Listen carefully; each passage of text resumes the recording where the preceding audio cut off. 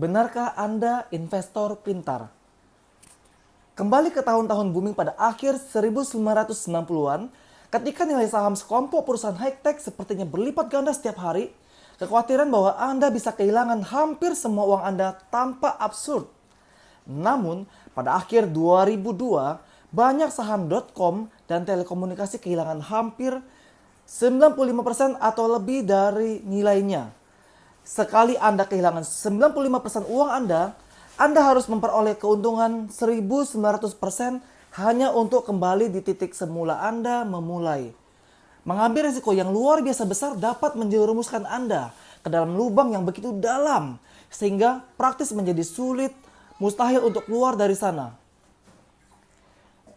Jika Anda berhasil membangun kastil di udara, jangan biarkan karya Anda hilang. Sudah sepatutnya ia bertempat di situ. Sekarang bangunlah fondasi Anda di bawahnya. Henry David Thoreau dari Walden. Di dalam tablet ini tak akan menjelaskan kepada Anda bagaimana mengalahkan pasar. Tak ada buku yang jujur yang dapat mampu melakukannya. Tablet ini akan memberikan Anda 3 pelajaran penting. Pertama, bagaimana meminimalisasi kemungkinan rugi yang tak dapat diperbaiki. Yang kedua, bagaimana memaksimalkan peluang memperoleh keuntungan yang berkelanjutan. Yang ketiga, bagaimana mengendalikan tingkah laku merusak diri yang menyebabkan sebagian besar investor gagal memaksimalkan potensi mereka.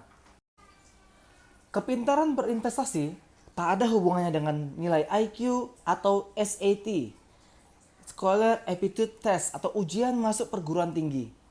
Investor pintar semata-mata berarti sabar, disiplin, dan antusias untuk belajar.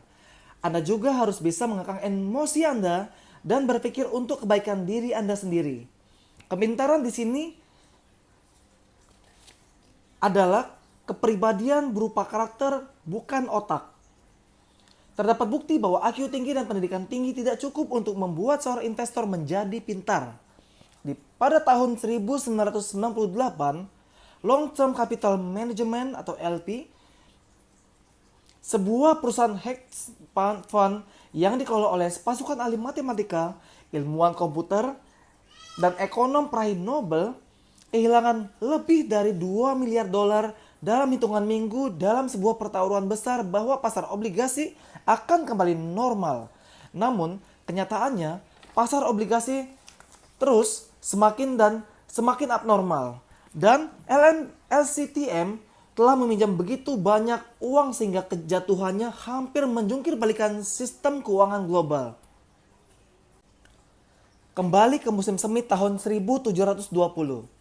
Sir Isaac Newton memiliki saham Southsea Company, saham yang paling hot di Inggris pada saat itu. Begitu melihat gejala pasar mulai tak terkendali, sang fisikawan besar menggerutu bahwa dia bisa menghitung gerakan-gerakan benda langit, tetapi dia tidak bisa mengkalkulasi kegilaan orang. Newton melepas saham Southsea-nya dan mengantongi 100% keuntungan sebesar 7.000 pound sterling. Namun, hanya beberapa bulan kemudian, terbawa arus antusiasme pasar yang luar biasa, Newton terjun kembali ke pasar ketika harga sudah jauh lebih tinggi dan rugi 20.000 pound sterling atau lebih dari 3 juta dolar dalam uang sekarang. Sampai akhir hidupnya, Newton melarang siapapun menyebutkan kata Southsea di dekatnya.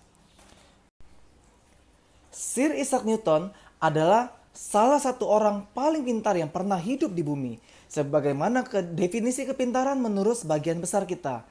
Namun, Newton sama sekali tidak mendekati kepintaran sebagai seorang investor, dengan membiarkan hiruk-pikuk pasar menunggangi penilaiannya sendiri. Ilmuwan terbesar di bumi itu bertindak layaknya orang bodoh.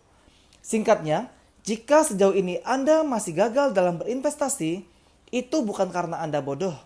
Itu karena, seperti Sir Isaac Newton, Anda belum mengembangkan disiplin emosi yang dibutuhkan agar investasi Anda berhasil. Sampai jumpa di video selanjutnya. Salam sangat hebat!